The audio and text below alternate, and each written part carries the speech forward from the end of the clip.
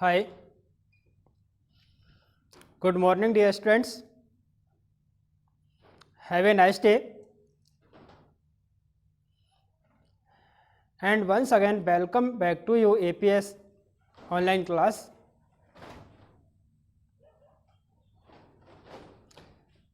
Dear students, इससे अगले वाले लेक्चर में हमने देखा था कि भारतीय अर्थव्यवस्था के क्षेत्र क्या हैं, उन क्षेत्रों को कितने भागों में डिवाइड किया गया, उनका हमारी अर्थव्यवस्था में कितना महत्व होता है,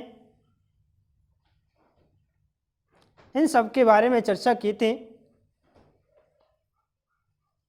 इसी क्रम को जारी रखते हुए आज हम चर्चा करेंगे आर्थिक वृद्धि एवं आर्थिक विकास की। तो आज का टॉपिक होगा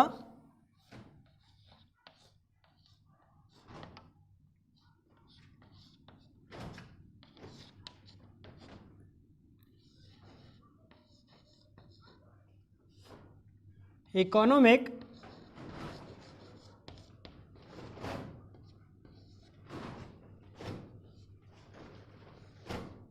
ग्रोथ एंड इकोनॉमिक डेवलपमेंट।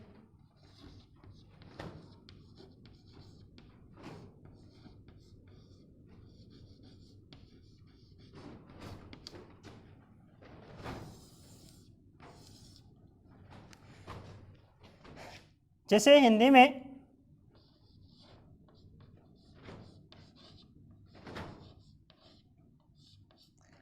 आर्थिक वृद्धि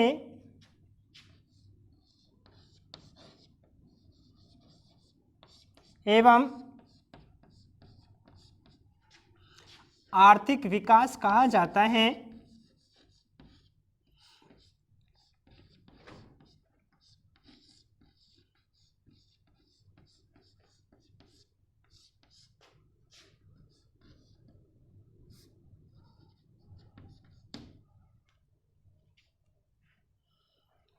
प्यारे बच्चों, हमने एक लेक्चर में देखा था कि हम अपने देश की आर्थिक वृद्धि और विकास को जानने के लिए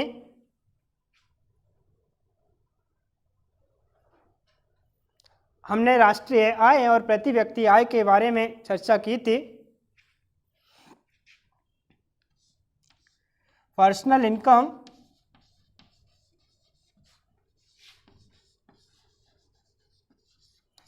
और हमने देखा था पर कैपिटा इनकम। इन दोनों में जब कंपैरिजन किया गया था, एक तुलनात्मक इन दोनों के बीच अध्ययन किया गया था, तो हमने देखा था कि राष्ट्रीय आय किसी देश की अर्थव्यवस्था का एक मापदंड तो होता है, लेकिन ये जो राष्ट्रीय आय होती है वो किसी देश के आर्थिक कल्याण का एक महत्वपूर्ण मापदंड नहीं होती। बिकॉज दैट, क्योंकि राष्ट्रीय आय से हमें पता नहीं चलता कि एक देश में कमाने वाले व्यक्ति की औसत आय क्या है, क्योंकि ये जनसंख्या के समायोजन को परिभाषित नहीं करती। जनसंख्या में जो परिवर्तन होते हैं उस परिवर्तन को समायोजित नहीं करने के कारण राष्ट्रीय आय प्रति व्यक्ति आय की तुलना में कैसी होती है, कम महत्वपूर्ण होती है। इसलिए राष्ट्रीय आय को आर्थिक कल्याण का एक महत्वपूर्ण मापदंड न मानकर कैसे माना जाता है, प्रति व्यक्ति आय को। तो प्यारे साथियों,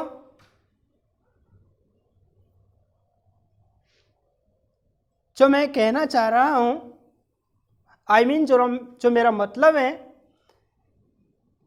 मैं ये बताना चाह रहा हूँ कि एक देश जो होता है, उस देश के जब हम आय का अध्ययन करते हैं, चाहे हम प्रति व्यक्ति आय की बात कर लें या हम राष्ट्रीय आय की बात कर लें, तो उसके आधार पर हम उस देश के विकसित होने और न होने का अनुमान लगाते हैं।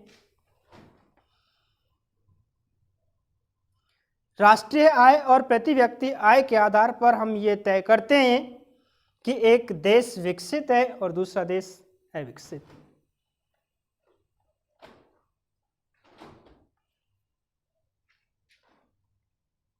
हमने देखा होगा एक व्यक्ति जिसकी प्रति व्यक्ति आय अधिक है, वो अन्य दूसरे ऐसे व्यक्ति जिसकी प्रति व्यक्ति आय कम है, सपोज दैट मान लेते हैं कि एक व्यक्ति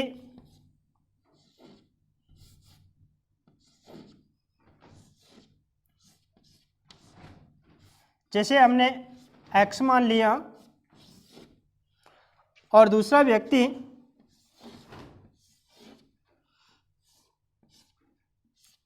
जैसे हमने y मान लिया। माना कि x व्यक्ति की जो प्रति व्यक्ति आय है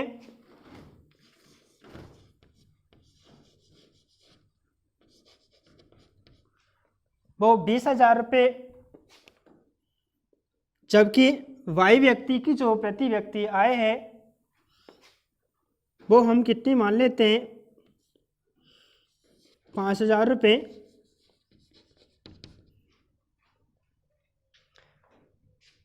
तो इनमें से कौन सा व्यक्ति अपनी आवश्यकताओं की अधिकतम पूर्ति कर सकते हैं, अर्थात अपनी आवश्यकताओं को सबसे ज़्यादा जो संतुष्ट कर पाएगा, इन दोनों में से कौन सा, x, क्योंकि x व्यक्ति की जो प्रति व्यक्ति आय है वो प्रति व्यक्ति आय कैसी है, अधिक। लेकिन प्यारे साथियों, मैंने ये भी कहा था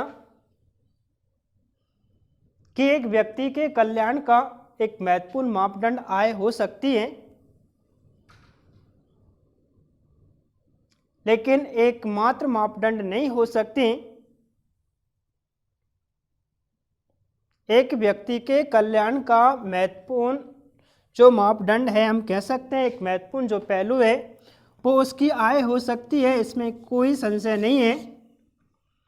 लेकिन मैंने ये भी कहा था कि एक व्यक्ति के कल्याण का एकमात्र निर्धारक भी आय नहीं होती। एकमात्र निर्धारक आय क्यों नहीं होती? हमने कहा था कि व्यक्ति के कुछ इच्छाएं, कुछ आकांक्षाएं, हम कह सकते हैं ऐसे लक्ष्य भी होते हैं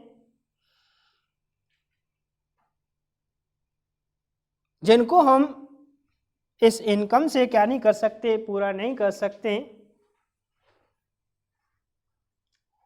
कुछ समय पहले तक यही माना जाता था कि एक व्यक्ति की अधिकांश जो आवश्यकताएं हैं, उन आवश्यकताओं को पूरा करने में आय एक महत्वपूर्ण कारक होती है। लेकिन इस बात को गलत साबित कर दिया, क्योंकि एक व्यक्ति की जो आकांक्षाएं और इच्छाएं होती है, उनमें कुछ आकांक्षाएं और इच्छाएं ऐसी भी शामिल होती हैं जिनको हम चाहते हुए भी आय से पूरा नहीं कर सकते। जैसे कि मैं बात करूं दूसरों से सम्मान के संदर्भ में, हर व्यक्ति दूसरों से सम्मान पाना चाहता है, क्या पैसों से संभव है? हर व्यक्ति समानता चाहता है हर क्षेत्र में, क्या पैसों से संभव है?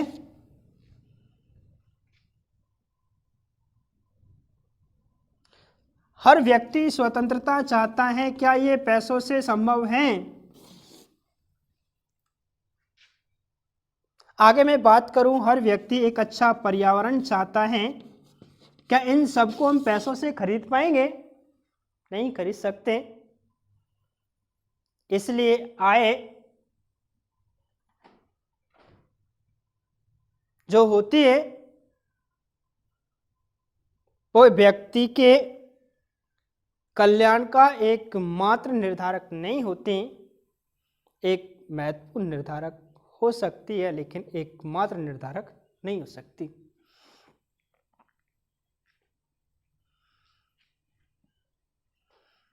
तो प्यारे साथियों, आगे हम बात करेंगे आर्थिक वृद्धि के संदर्भ में।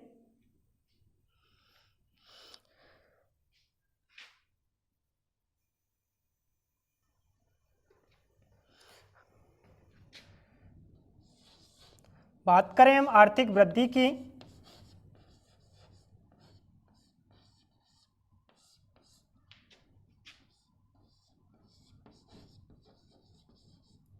तो आर्थिक वृद्धि की डेफिनेशन होगी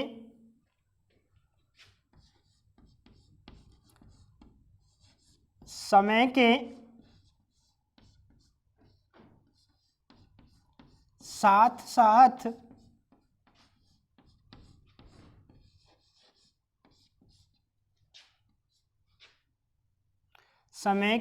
साथ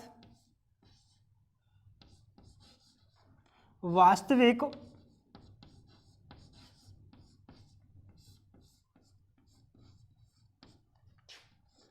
उत्पादन में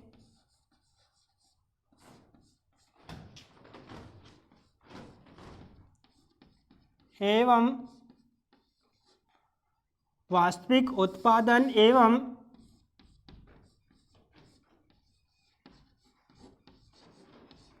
आय में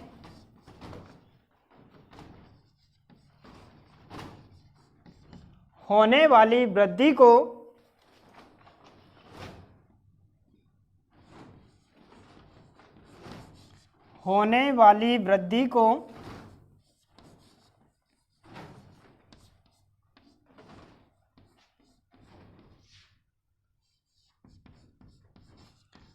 आर्थिक वृद्धि कहा जाता है।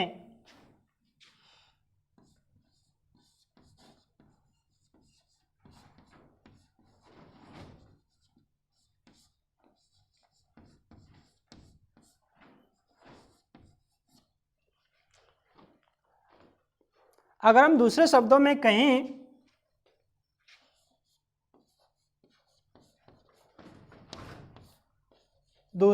हम आर्थिक वृद्धि की बात करें तो प्यारे साथियों, आर्थिक वृद्धि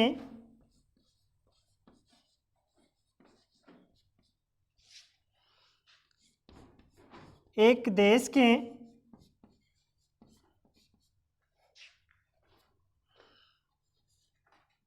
राष्ट्रीय आय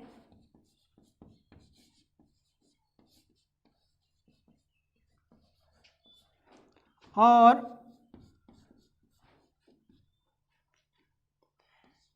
प्रति व्यक्ति आय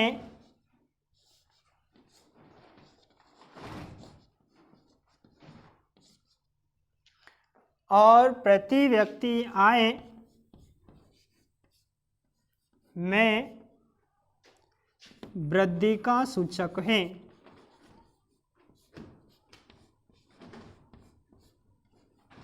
वृद्धि का सूचक है।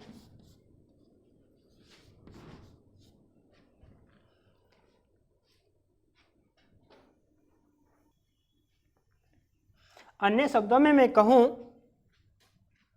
तो प्यारे साथियों,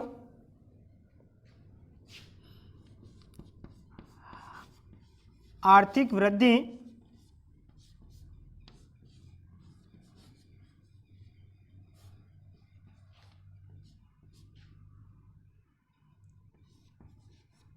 एक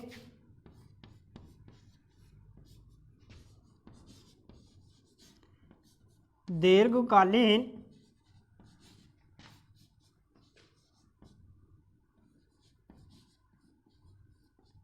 प्रक्रिया होती है।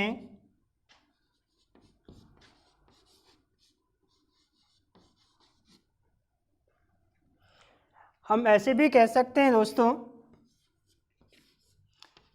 कि आर्थिक जो वृद्धि है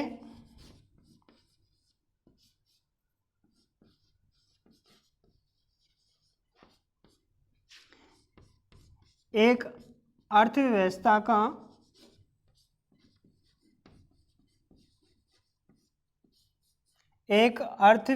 की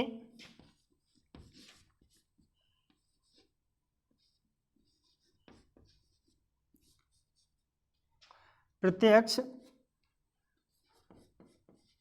माप होती है।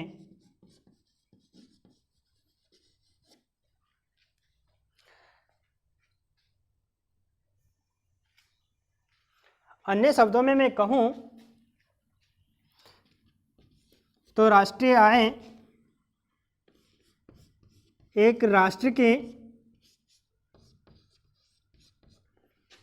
प्राकृतिक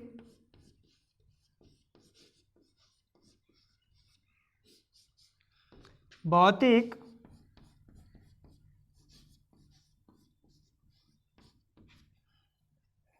मानवीय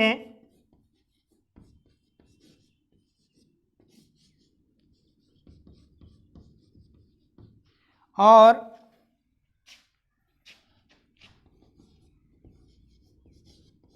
पूंजीगत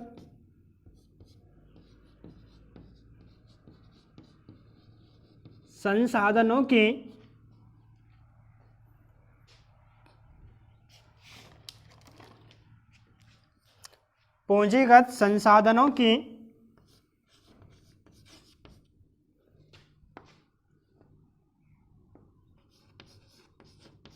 गुणवत्ता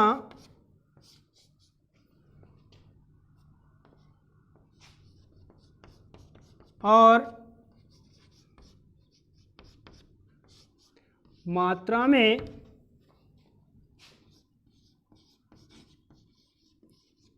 वृद्धि कर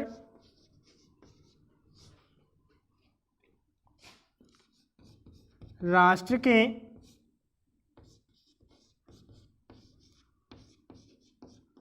उत्पादन एवं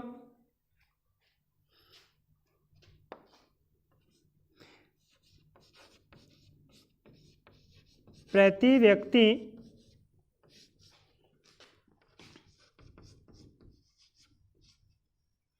आय में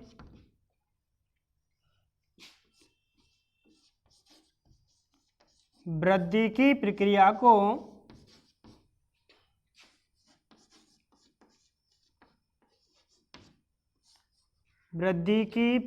को आर्थिक वृद्धि कहा जाता है।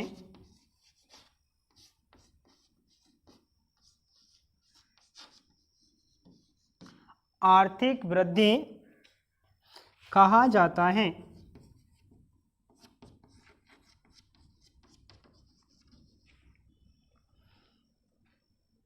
तो प्यारे साथियों, हमने देखा कि आर्थिक जो वृद्धि है उस आर्थिक वृद्धि की हम एक से अधिक डेफिनेशन बना सकते हैं। जरूरी नहीं होता कि हम आर्थिक वृद्धि की डेफिनेशन किताब के अकॉर्डिंग दें। जो किताब में लिखी हुई है उन्हीं शब्दों में हम आर्थिक वृद्धि को परिभाषित करें। इकोनॉमिक्स इस बात की हमें इजाज़त देती है कि हम कैसे भी शब्दों का प्रयोग करें, लेकिन प्रयोग करते समय ये ध्यान रखें कि उसका भावार्थ सही निकल के आना चाहिए। जिसको हम परिभाषित कर रहे हैं उसका एक सही मायने में अर्थ निकलना चाहिए। ये मायने नहीं रखता कि वो शब्द कहाँ से लिए गए, कैसे लिए गए। तो हमने देखा कि आर्थिक वृद्धि की एक से अधिक क्या होती हैं परिभाषाएं। प्यारे बच्चों, हमने सबसे पहले देखा कि समय के साथ साथ एक देश के वास्तविक उत्पादन में या फिर उस देश की आय में जो होने वाला परिवर्तन है या होने वाली जो वृद्धि है, वो वृद्धि ही क्या कहलाती है? आर्थिक वृद्धि कहलाती है। एक देश में एक समय में होने वाली जो वास्तविक परिवर्तन है, वो परिवर्तन उत्पादन में हुआ है या आय में हुआ है, वो परिवर्तन ही क्या कहलाएगा? आर्थिक वृद्धि कहलाएगा। दूसरे शब्दों में हम बात करें, आर्थिक वृद्धि एक देश की राष्ट्रीय आय, एक देश की राष्ट्रीय आय और प्रति व्यक्ति आय में वृद्धि का क्या है? सूचक होती है। ऐसे भी ना कह के हम ऐसे भी कह सकते हैं कि एक राष्ट्र के प्राकृतिक, भौतिक, मानवीय और पूंजीगत जो संसाधन है, उन संसाधनों की गुणवत्ता में या उनकी मात्रा में वृद्धि कर राष्ट्र के उत्पादन और प्रति व्यक्ति आय में वृद्धि की प्रक्रिया ही क्या कहलाती है? आर्थिक वृद्धि कहलाती है। आर्थिक वृद्धि एक दीर्घकालीन क्या होती है? प्रक्रिया होती है। ऐसा नहीं है कि हम अपने देश के आर्थिक स्तर को मजबूत करें, तो मजबूत करने के लिए हम एक निश्चित समय निर्धारित कर लें कि हम इतने समय में हम अपने देश का आर्थिक स्तर मजबूत कर लेंगे। ऐसा संभव नहीं है, क्योंकि एक देश का जो आर्थिक स्तर है वो धीरे धीरे मजबूत होता है, जिसके लिए हमें एक लंबे समय की क्या होती है? ज़रूरत होती है। आगे आर्थिक जो वृद्धि है, एक अर्थव्यवस्था के आकार का, एक अर्थव्यवस्था के आकार की क्या होती है? एक प्रत्यक्ष माप होती है।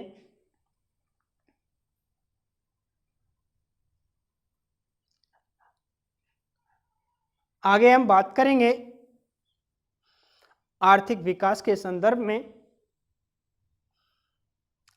उसके बाद जो हमारा अगला पॉइंट होगा वो होगा आर्थिक वृद्धि और आर्थिक विकास में अंतर के संदर्भ में हम एक तुलनात्मक अध्ययन करेंगे आर्थिक वृद्धि और आर्थिक विकास का। इसलिए ज़रूरी हो जाता है कि हम पहले आर्थिक वृद्धि को समझें, ताकि हम आर्थिक वृद्धि और आर्थिक विकास के अंतर को स्पष्ट कर सकें। एक बार फिर से देखें, मैंने कहा कि आर्थिक वृद्धि समय के साथ साथ वास्तविक उत्पादन एवं आय में होने वाली वृद्धि को ही हम क्या कहते हैं? आर्थिक वृद्धि कहते हैं। सेकंड शब्दों में मैंने कहा कि आर्थिक वृद्धि एक देश की राष्ट्रीय आय और प्रति व्यक्ति आय में वृद्धि का क्या है? सूचक है। थर्ड शब्दों में मैंने कहा कि राष्ट्र के प्राकृतिक, भौतिक, मानवीय और पूंजीगत संसाधनों में संसाधनों की गुणवत्ता और मात्रा में वृद्धि कर राष्ट्र के उत्पादन और राष्ट्र की प्रति व्यक्ति आय में वृद्धि की प्रक्रिया को ही क्या कहा जाते हैं? आर्थिक वृद्धि कहा जाते हैं। नेक्स्ट पॉइंट हमारा होगा कि आर्थिक वृद्धि जो है एक कैसी प्रक्रिया होती है? दीर्घकालीन। दीर्घकालीन का मतलब होता है एक लंबे समय का क्या होता है? प्रभाव होता है। हम कह सकते हैं एक लंबे समय में प्राप्त की गई एक अर्थव्यवस्था होती है। उसके बाद मैंने कहा कि आर्थिक वृद्धि एक अर्थव्यवस्था के आकार का क्या होती है? प्रत्यक्ष माप होती है। स्क्रीनशॉट लें अपना।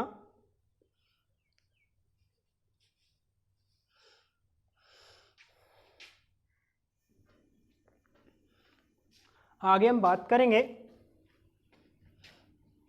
आर्थिक विकास के संदर्भ में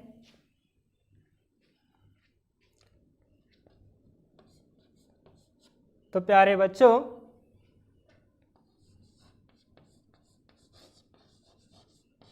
आर्थिक विकास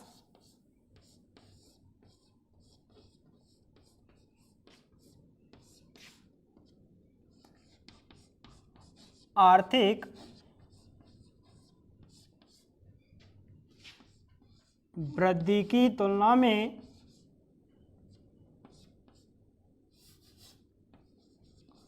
आर्थिक वृद्धि की तुलना में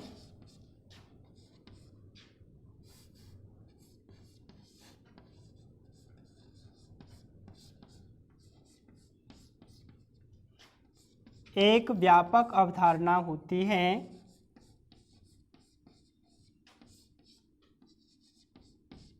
व्यापक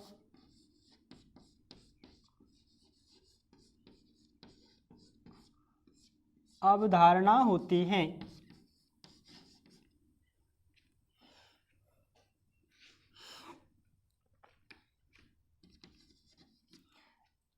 ऐसा नहीं है कि आर्थिक वृद्धि एक सूक्ष्म अवधारणा है, एक छोटी अवधारणा है जिसको एक हम बहुत कम समय में प्राप्त कर सकते हैं। इसका मतलब कदापि ये नहीं है। लेकिन जब हम एक कंपैरिजन करें, इन दोनों में कंपेयर करें, तो पाएंगे कि जो आर्थिक विकास है उस आर्थिक विकास की अवधारणा आर्थिक वृद्धि की अवधारणा से कहीं कैसी है, बड़ी। क्योंकि दोस्तों, आर्थिक जो विकास है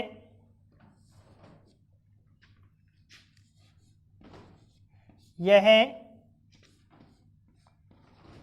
एक ऐसी प्रक्रिया होती है, यह एक ऐसी प्रक्रिया होती है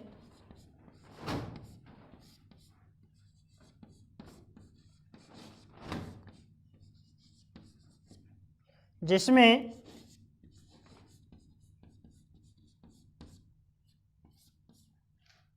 एक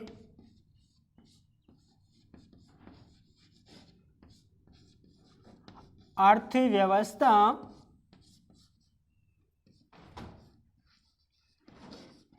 की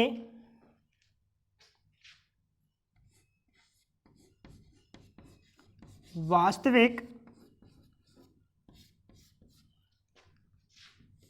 राष्ट्रीय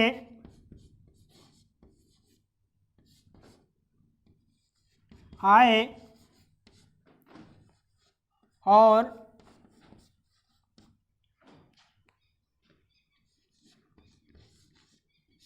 प्रति व्यक्ति आय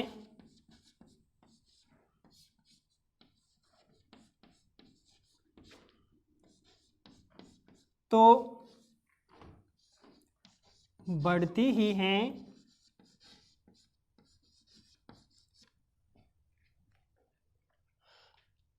गौर फरमाइएगा।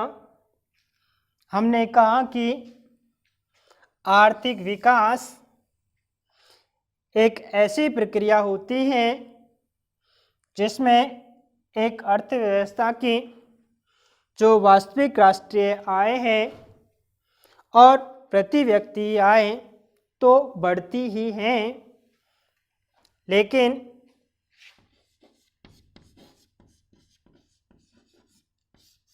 इसके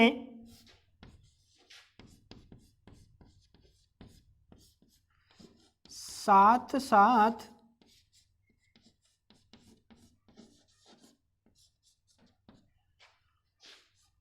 सामाजिक दृष्टिकोण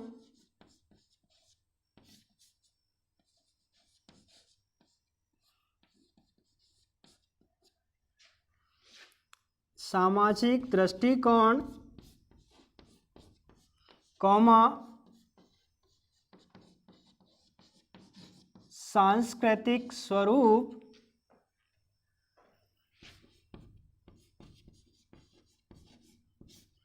कौमा संस्थागत ढांचे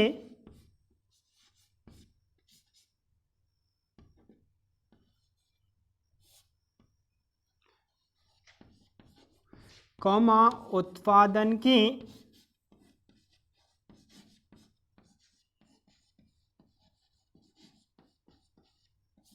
तकनीक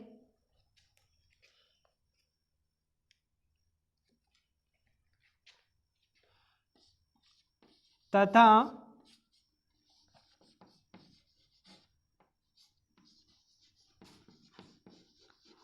अर्थव्यवस्था के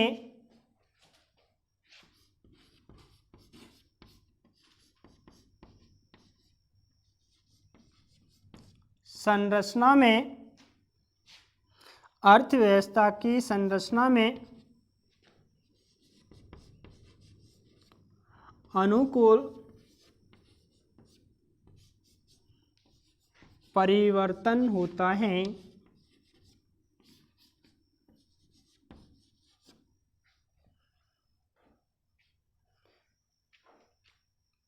हमने देखा कि आर्थिक जो वृद्धि होती है उस आर्थिक वृद्धि में दोस्तों एक अर्थव्यवस्था की जो वास्तविक राष्ट्रीय आय है और प्रति व्यक्ति आय, इनमें ही मात्र क्या होती है, वृद्धि होती है। जबकि आर्थिक विकास में एक देश की या एक अर्थव्यवस्था की वास्तविक राष्ट्रीय आय और प्रति व्यक्ति आय तो बढ़ती ही है, लेकिन इसके साथ साथ उस देश के सामाजिक दृष्टिकोण में, सांस्कृतिक स्वरूप में, संस्थागत ढांचों में, उत्पादन की तकनीकों में और अर्थव्यवस्था की संरचना में परिवर्तन होते हैं। और वो परिवर्तन जो होते हैं प्रतिकूल ना होकर कैसे होते हैं, अनुकूल। इसलिए हम कह सकते हैं कि जो आर्थिक वृद्धि है वो आर्थिक वृद्धि आर्थिक विकास की तुलना में कैसी होती है, छोटी। क्या हम यूँ कहें कि आर्थिक विकास की अवधारणा आर्थिक वृद्धि की अवधारणा से कहीं कैसी होती है, अधिक बड़ी होती है। तो प्यारे साथियों, हम ऐसे भी कह सकते हैं आर्थिक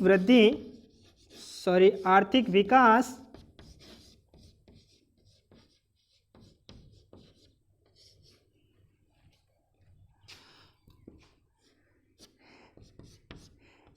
एक अर्थव्यवस्था की सामाजिक,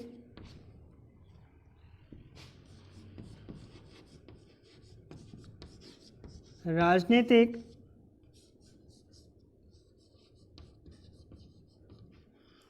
और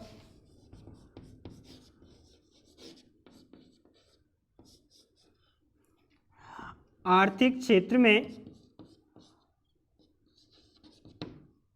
हमने कहा कि आर्थिक विकास सामाजिक, राजनीतिक और आर्थिक क्षेत्र में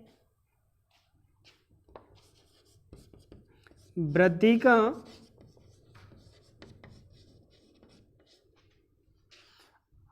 आर्थिक क्षेत्र में वृद्धि का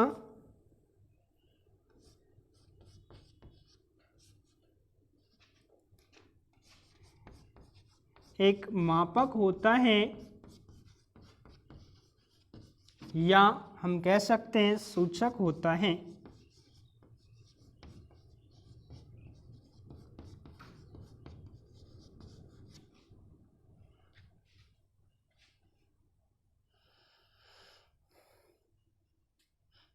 मैं आशा करता हूं यहाँ तक आपको समझ में आया होगा।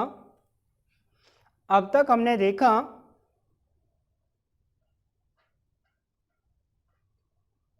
कि जो आर्थिक वृद्धि है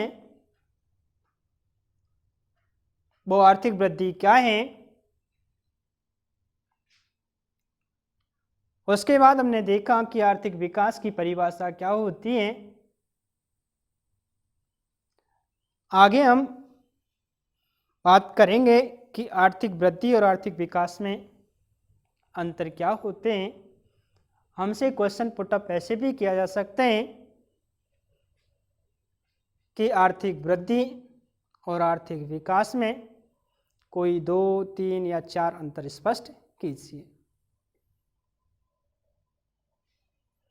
तो आगे हम बात करेंगे आर्थिक वृद्धि एवं आर्थिक विकास में अंतरों के संदर्भ में। चाहें तो आप स्क्रीनशॉट ले सकते हैं।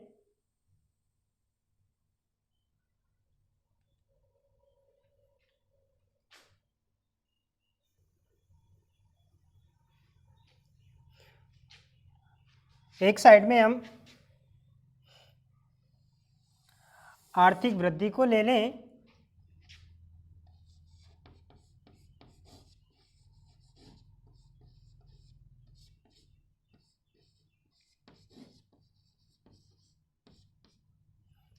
एक साइड में हम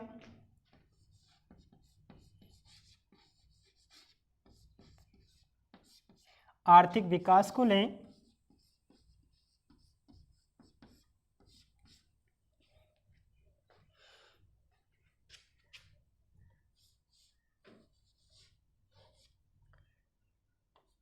जिसमें हमारा पहले जब अंतर की बात करें तो कहेंगे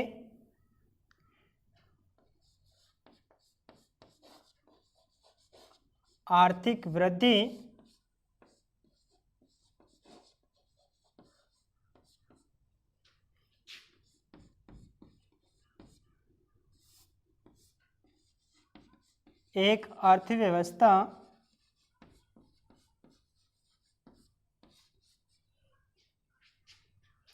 एक अर्थव्यवस्था में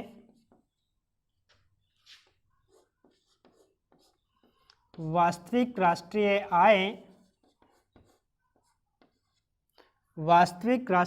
आय और प्रति व्यक्ति आय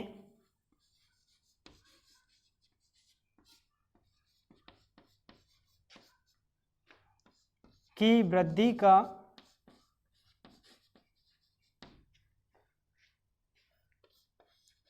क्या होती है दोस्तों? सूचक होती है। जबकि मैं बात करूं आर्थिक विकास के संदर्भ में तो हम देखेंगे आर्थिक विकास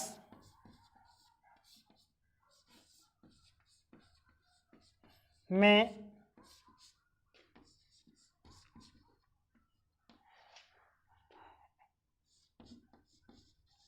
एक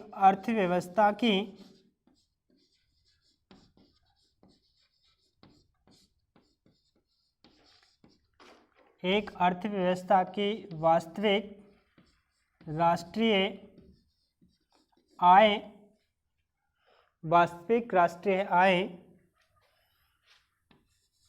और पर कैपिटा इनकम PCI में वृद्धि के साथ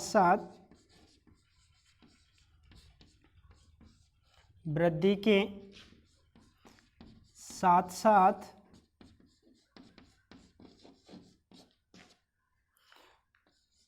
उस अर्थव्यवस्था के सामाजिक दृष्टिकोण में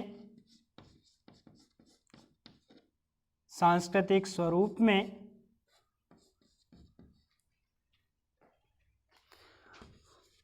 सामाजिक दृष्टिकोण, सांस्कृतिक स्वरूप, उसके बाद उत्पादन की तकनीक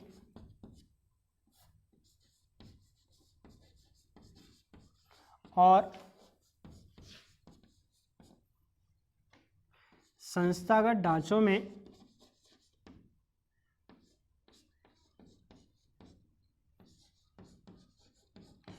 ढांचों में परिवर्तन का एक क्या होती है, मापक होती है। जैसा कि हमने आर्थिक वृद्धि और आर्थिक विकास की परिभाषा में पढ़ा, तो पहला अंतर आप इन दोनों की परिभाषा दे सकते हैं कि आर्थिक जो वृद्धि है उसमें एक अर्थव्यवस्था की वास्तविक राष्ट्रीय आय और प्रति व्यक्ति आय में वृद्धि को सम्मिलित किया जाते हैं, जबकि आर्थिक विकास में एक अर्थव्यवस्था की वास्तविक राष्ट्रीय आय और प्रति व्यक्ति आय में वृद्धि के साथ साथ उस देश के सामाजिक दृष्टिकोण में, सांस्कृतिक स्वरूप में, संस्थागत ढांचों में, उत्पादन की तकनीकों में और अर्थव्यवस्था के क्षेत्र में होने वाले कौन से परिवर्तन होते हैं अनुकूल।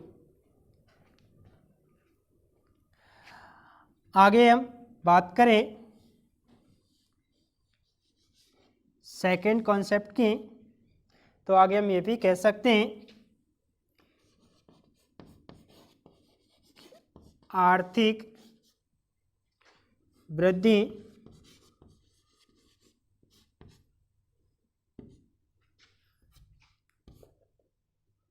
एक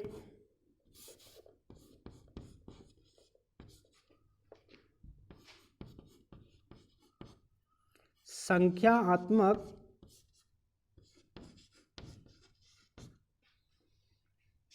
होती हैं। संख्यात्मक का मतलब होता है दोस्तों जिसकी हम कैलकुलेशन कर सकें, जिसको हम कैलकुलेट कर सकें। जबकि प्यारे साथियों आर्थिक जो विकास होते हैं, आर्थिक विकास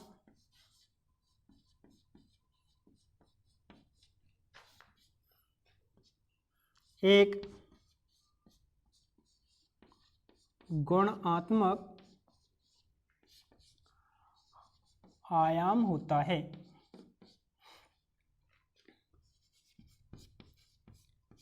हम आर्थिक विकास को अंकों में डिवाइड नहीं कर सकते, जबकि हम आर्थिक वृद्धि को अंकों में देख सकते हैं। इसलिए आर्थिक वृद्धि एक संख्यात्मक आयाम होती है, जबकि आर्थिक विकास एक गुणात्मक आयाम। आगे हम कह सकते हैं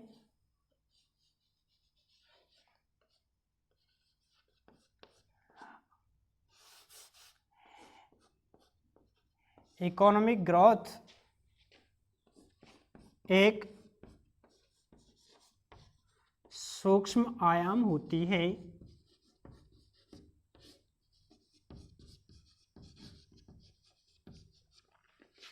जबकि इसके अपोजिट हम बात करें आर्थिक विकास में, तो हम कहेंगे कि इकोनॉमिक्स डेवलपमेंट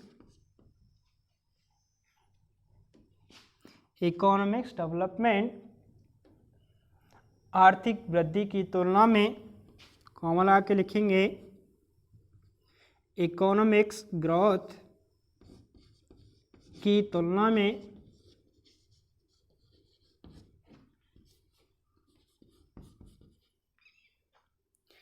तुलना में एक व्यापक अवधारणा है।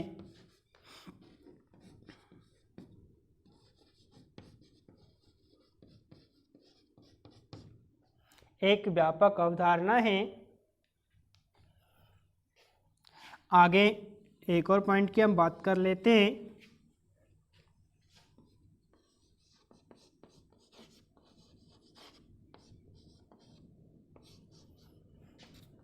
आर्थिक जो वृद्धि होती है, या हम यूँ कहें इकोनॉमिक जो ग्रोथ होती है,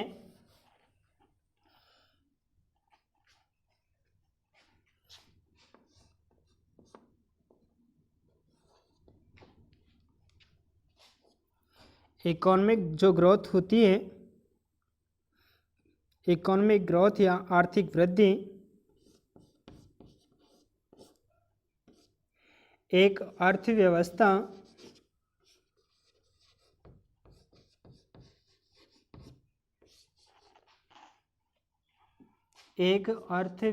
में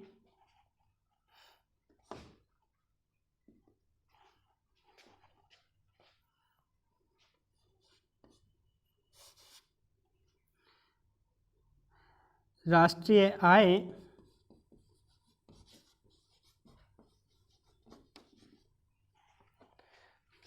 और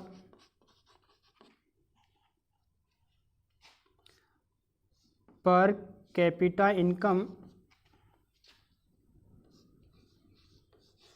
की वृद्धि का सूचक होती है।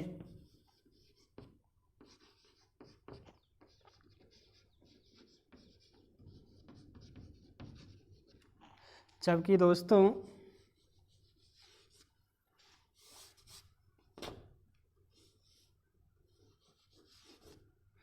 आर्थिक जो विकास है या हम कहें इकोनॉमिक डेवलपमेंट, आर्थिक विकास में एक अर्थव्यवस्था के आर्थिक, सामाजिक एवं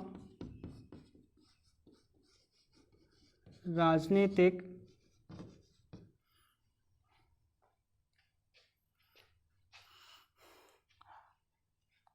आर्थिक विकास में एक अर्थव्यवस्था के आर्थिक, सामाजिक और राजनीतिक क्षेत्रों में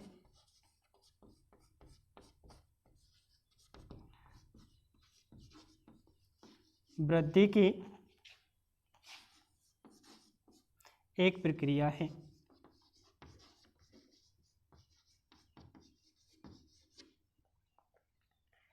ऐसे हम बेटा बहुत से उदाहरण ले सकते हैं जो आर्थिक वृद्धि और आर्थिक विकास के अंतर को क्या करते हों, स्पष्ट। आगे हम बात करेंगे कि जो आर्थिक वृद्धि और विकास है, इसने हमारे सामाजिक विज्ञान में अन्य अवधारणाओं को और जन्म दिया। तो वो अन्य अवधारणाएं कौन कौन सी हैं?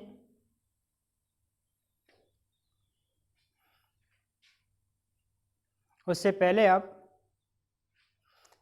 स्क्रीनशॉट लें।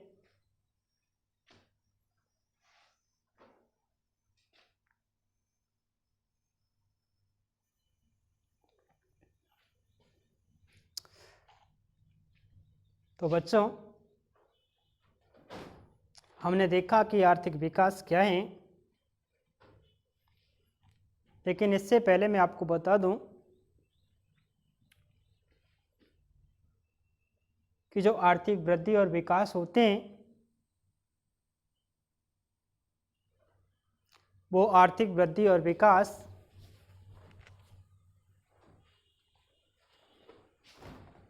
एक दूसरे के पूरक होते हैं। अगर मैं ऐसे कहूं कि आर्थिक वृद्धि और विकास एक सिक्के के ही दो पहलू हैं, तो भी मेरा कहना गलत नहीं होगा, क्योंकि डियर स्टूडेंट्स, आर्थिक वृद्धि जो है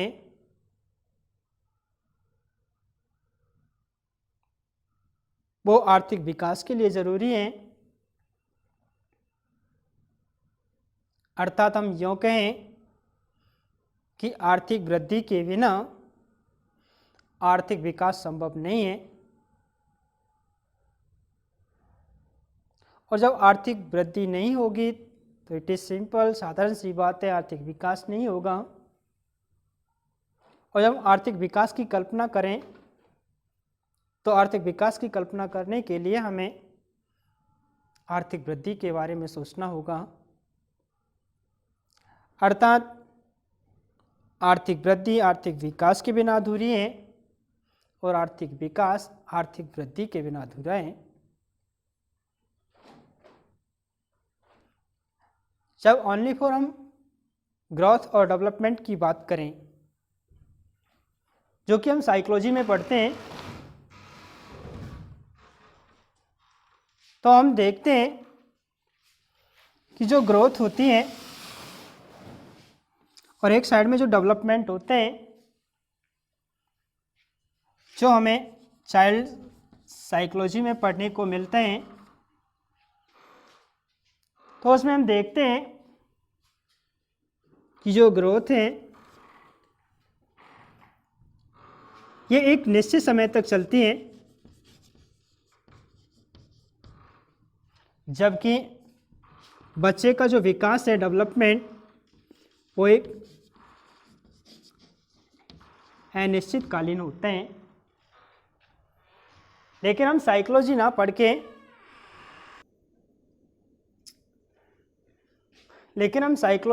के हम इकोनॉमिक्स का कॉन्सेप्ट पढ़ रहे हैं, और वो भी है आर्थिक वृद्धि और विकास। लेकिन इनका संबंध कहीं ना कहीं उस आर्थिक वृद्धि और विकास से भी है। व्यक्ति के कुछ क्षेत्र ऐसे होते हैं जिन क्षेत्रों में जो वृद्धि होती है वो एक निश्चित समय तक होती है। जैसे कि मैं बात करूं लंबाई की दोस्तों, जो एक व्यक्ति की लंबाई है, उस लंबाई में जो वृद्धि हुई, ग्रोथ हुई, वो एक निश्चित समय तक हुई। उसके बाद उसकी लंबाई में ग्रोथ होना बंद हो जाते हैं। तो ये प्रक्रिया कैसी हुई? एक निश्चित समय तक हुई, जबकि दोस्तों जो विकास होते हैं व्यक्ति का जीवन पर्यंत चलते हैं। व्यक्ति का विकास जीवन पर्यंत चलने के कारण ये प्रक्रिया कैसी होती है? अनिश्चितकालीन। इस विषय को आगे नहीं बढ़ाएंगे, हम आगे अपने पॉइंट पे चलें। आगे मैं बात करूंगा कि जो आर्थिक विकास की अवधारणा है, उस आर्थिक विकास की अवधारणा ने अन्य और अवधारणाओं को जन्म दिया।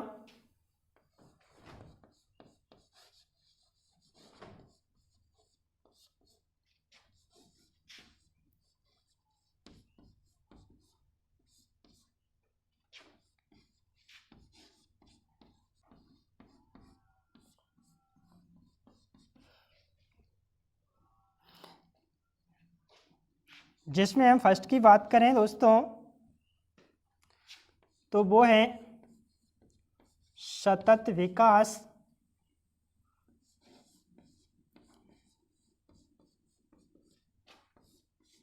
अगर हम ऐसा भी कहें सतत पोषणीय विकास,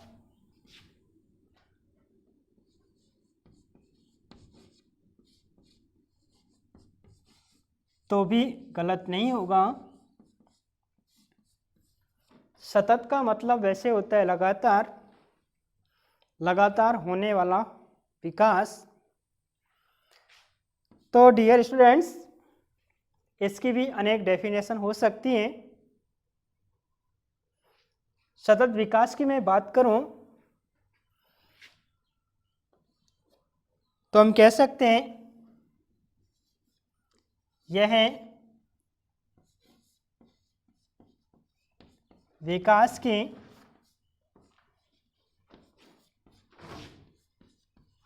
वह प्रक्रिया होती है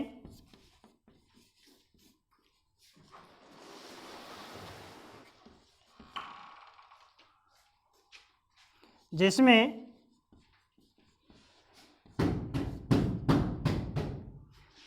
प्राकृतिक संसाधनों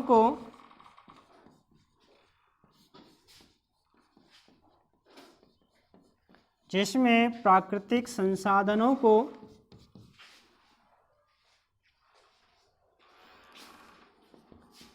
हानि पहुंचाए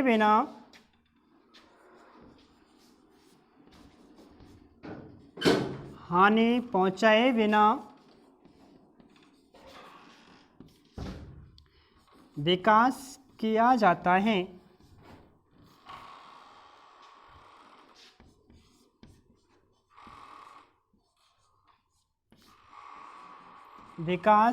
जाता है।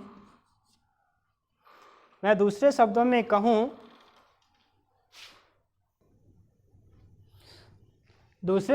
कहूं तो ऐसे भी कह सकते हैं,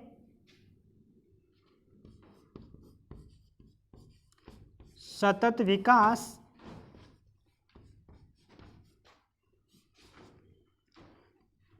वह है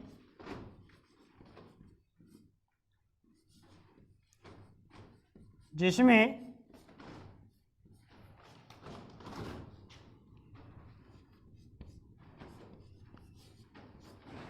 भावी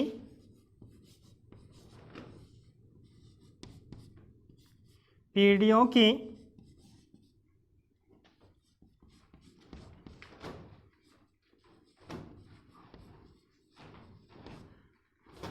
आवश्यकताओं को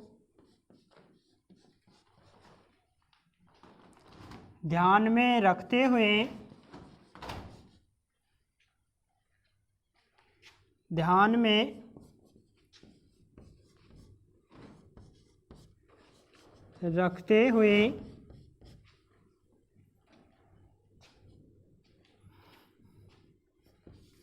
विकास किया जाता है।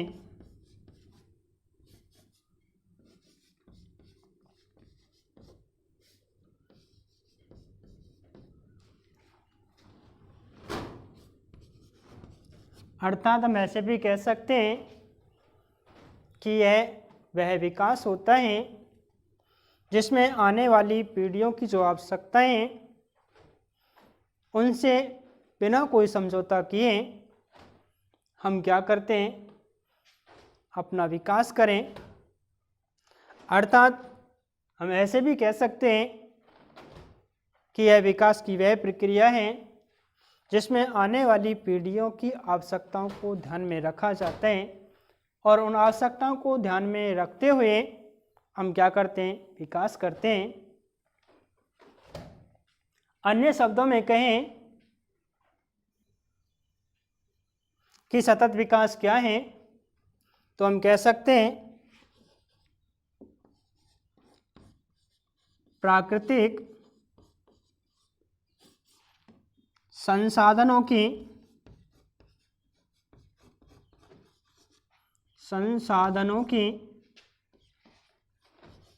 निरंतरता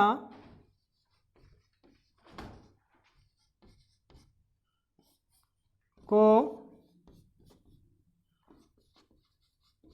बनाए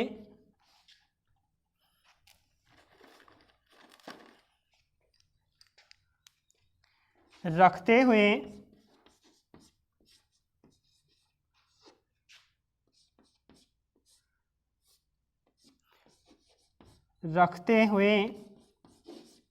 जो विकास किया जाता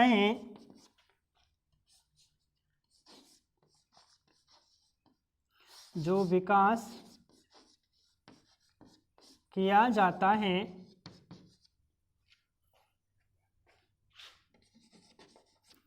उसे सतत विकास कहा जाता है।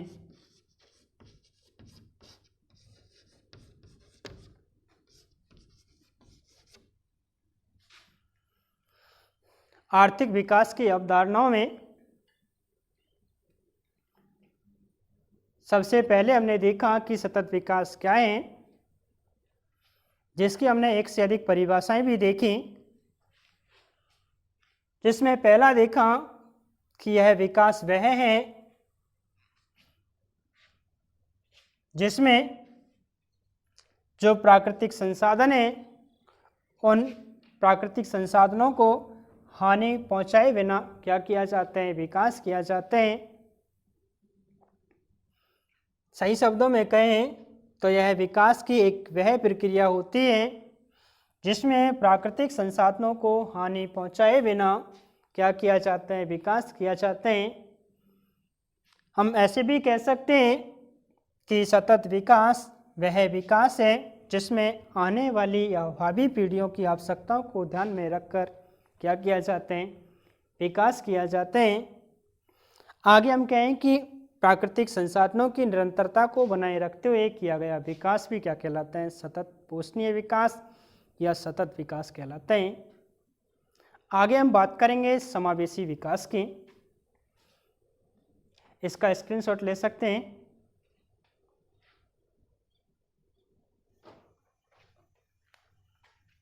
सेकंड बात करेंगे हम समावेशी विकास की।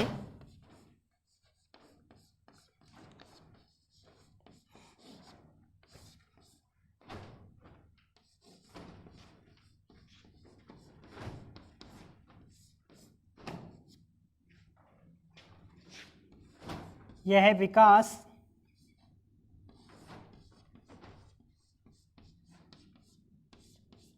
समाज के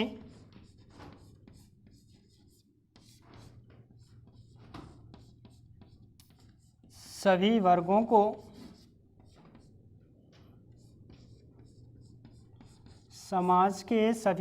को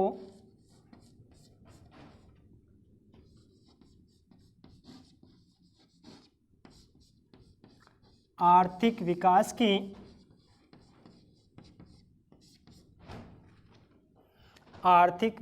की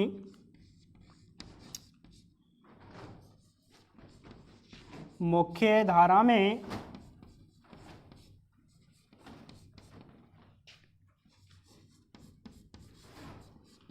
शामिल करने पर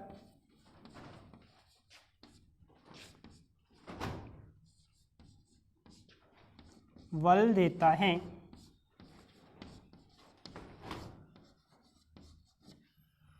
क्योंकि प्यारे साथियों, कुछ व्यक्तियों को लिंग के आधार पर, भाषा के आधार पर, क्षेत्र के आधार पर,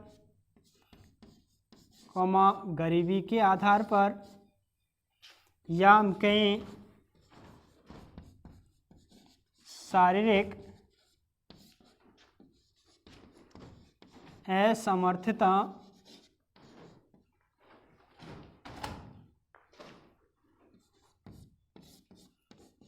के आधार पर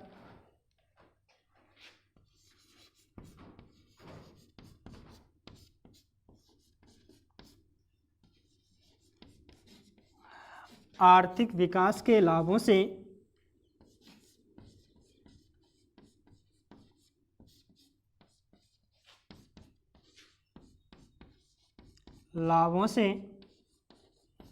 क्या कर दिया जाता है, वंचित कर दिया जाता है,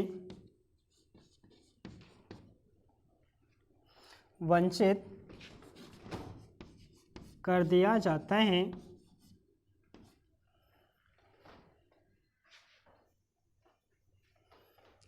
तो ये जो समावेशी विकास है,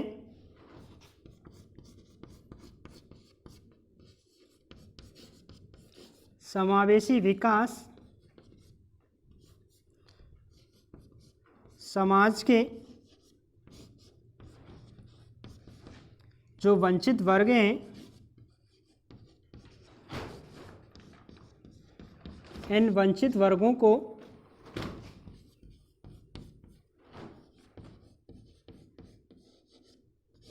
समाज की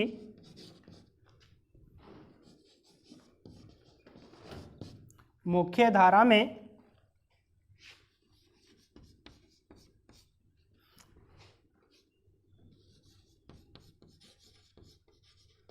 शामिल करने पर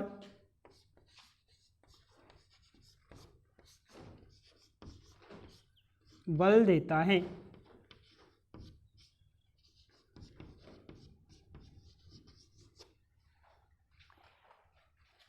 प्यारे साथियों, मैं ऐसे भी कहूँ तो भी गलत नहीं होगा कि समावेशी विकास एक वह विकास होते हैं जो समाज में बिना किसी भेदभाव के, चाहे वो भेदभाव लिंग के आधार पर किया गया हो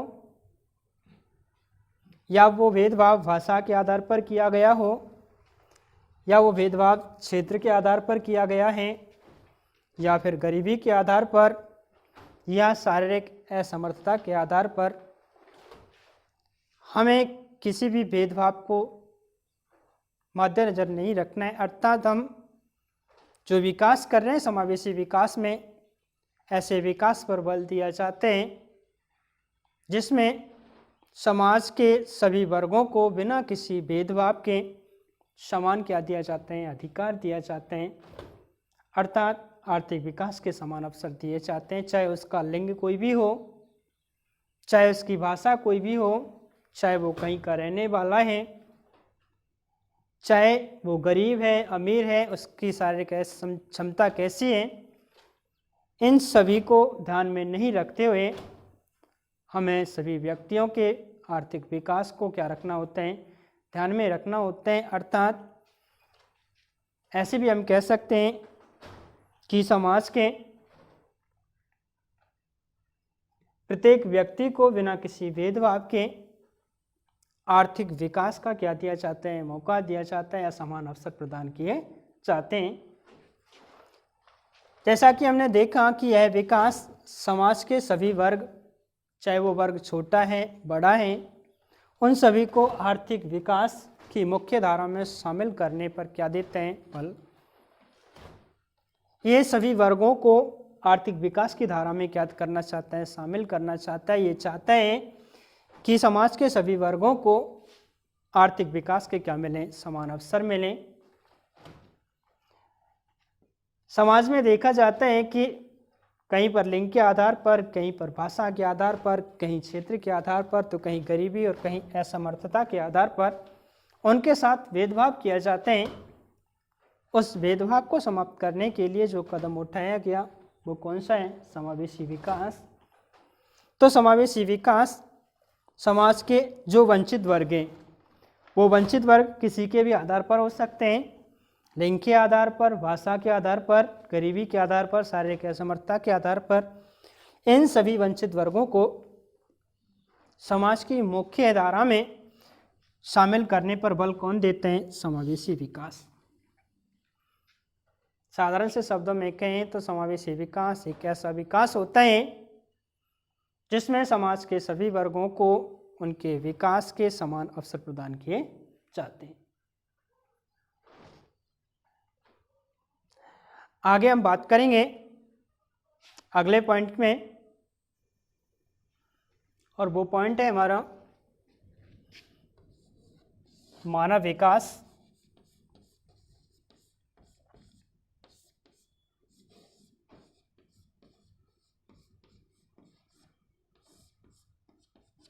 प्यारे साथियों, सबसे पहले देखेंगे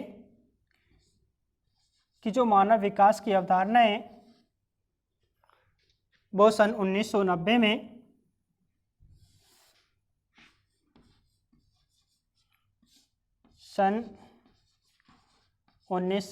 में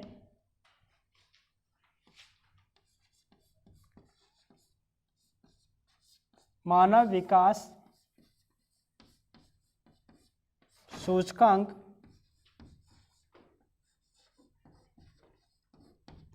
जिसे हम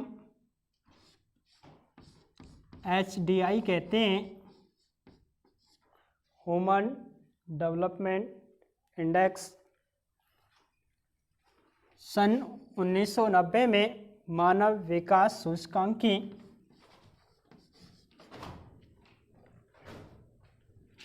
अवधारणा के साथ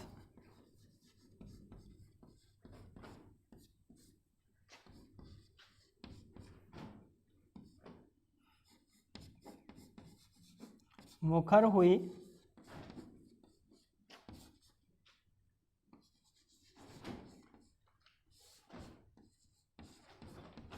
हम ऐसे भी कह सकते हैं कि मानव विकास की अवधारणा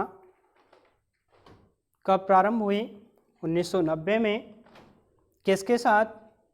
मानव विकास सूचकांक के साथ।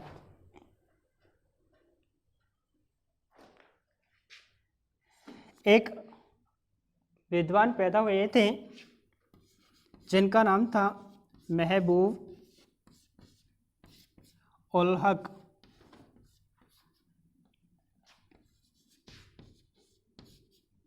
के नेतृत्व में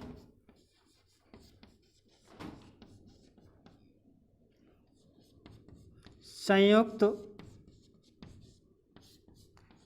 राष्ट्र विकास कार्यक्रम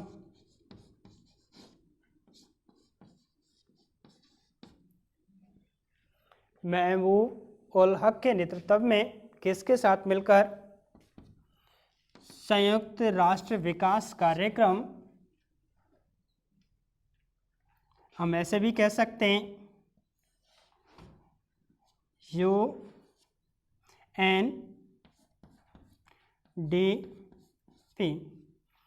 जिसका पूरा नाम होगा यूनाइटेड नेशनल डेवलपमेंट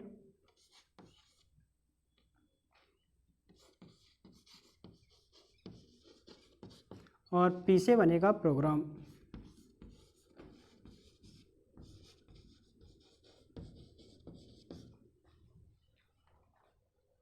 महबूब उल हक के नेतृत्व में किसके साथ मिलकर संयुक्त राष्ट्र विकास कार्यक्रम, जिसे UNDP भी कहा जाते हैं, के साथ मिलकर 3 आयाम निर्धारित किए मानव विकास के, जिसमें पहला था दोस्तों ज्ञान, सेकंड था जीवन प्रत्याशा,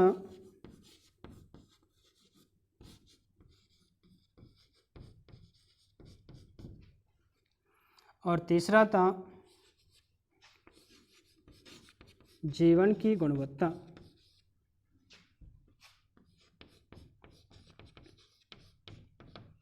मानव विकास के लिए महबूब उल हक ने संयुक्त राष्ट्र संघ के नेतृत्व में 3 आयामों को निर्धारित किया, जिसमें पहला ज्ञान, जिसे हम शिक्षा भी कह सकते हैं, उसके बाद दूसरा है जीवन प्रत्याशा, जिसे हम स्वास्थ्य कहेंगे, तीसरा जीवन की गुणवत्ता, जिसे हम प्रति व्यक्ति आय कह सकते हैं। तो डियर स्टूडेंट्स, मानव विकास के लिए जो परिभाषा होगी वो परिभाषा होगी ऐसा विकास जिसमें व्यक्ति की शिक्षा, व्यक्ति के स्वास्थ्य और प्रति व्यक्ति आय में समान क्या होती है, वृद्धि। किसकी डेफिनेशन बना रहे हैं हम? मानव विकास की परिभाषा की हम बात करें कि मानव विकास क्या है, तो यह एक ऐसा विकास होता है जिसमें एक व्यक्ति की शिक्षा, उस व्यक्ति का स्वास्थ्य और उस व्यक्ति की प्रति व्यक्ति आय एक साथ क्या करते हो, वृद्धि करते हो। तो ऐसे ही विकास को क्या कहा जाएगा? मानव विकास कहा जाएगा। ऐसा नहीं है कि प्यारे साथियों इनमें से किसी एक आयाम में वृद्धि हो तो मानव का विकास होगा, नहीं होगा। मानव के विकास के लिए अर्थशास्त्र ने एक कसौटी तैयार की थी, जिस कसौटी को कहा गया HDI। जैसा कि मैंने कहा था, एस से बनेगा ह्यूमन, डी से बनेगा डेवलपमेंट,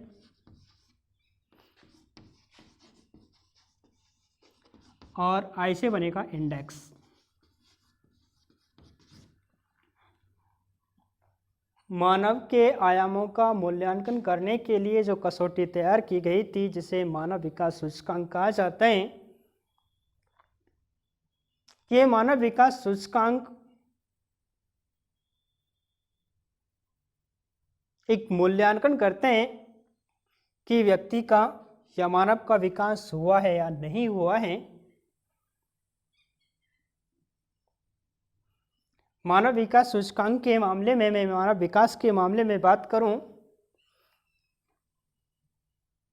तो वर्ल्ड में सबसे ज़्यादा जो यहाँ पहला स्थान जो आता है वो नॉर्वे का आएगा।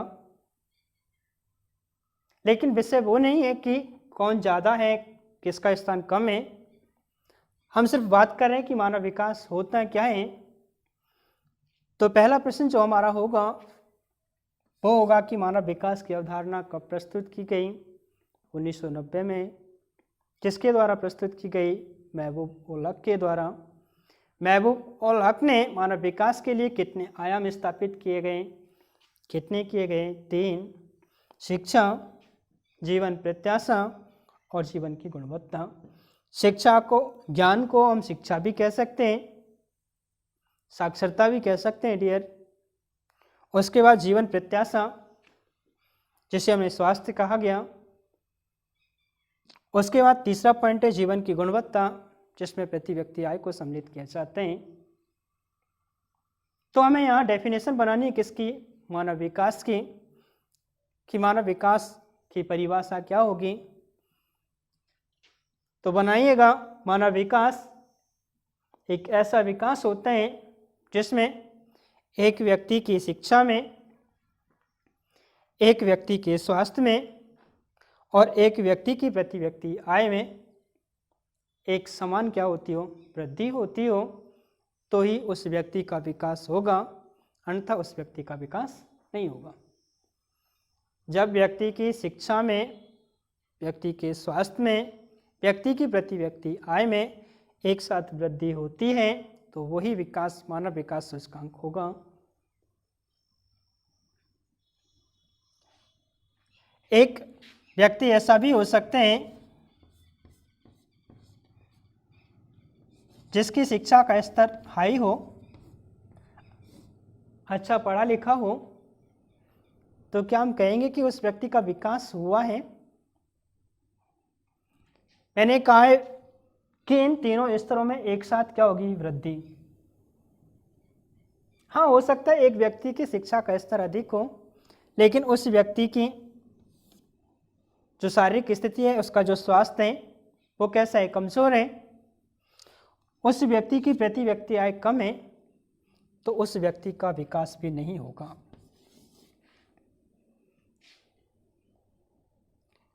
अगर एक व्यक्ति का स्वास्थ्य अच्छा नहीं है, अपनी आवश्यकताओं को पूरा करने के लिए उसके पास उसकी आय नहीं है, प्रति व्यक्ति आय कम है, तो क्या उस व्यक्ति का विकास हुआ? नहीं होगा। एक व्यक्ति ऐसा भी हो सकते हैं जिसके पास प्रति व्यक्ति आय अधिक हो, आय का स्तर अधिक हो, लेकिन उस व्यक्ति के पास शिक्षा भी नहीं है और ना ही उस व्यक्ति के पास स्वास्थ्य है, तो भी उस व्यक्ति का विकास नहीं होगा।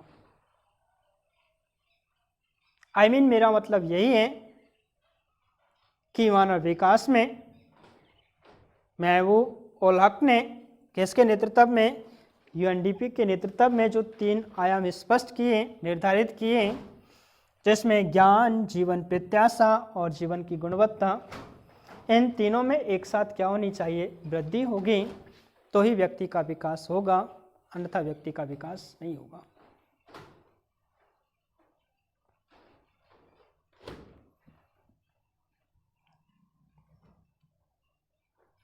आशा करता हूँ समझ में आया होगा।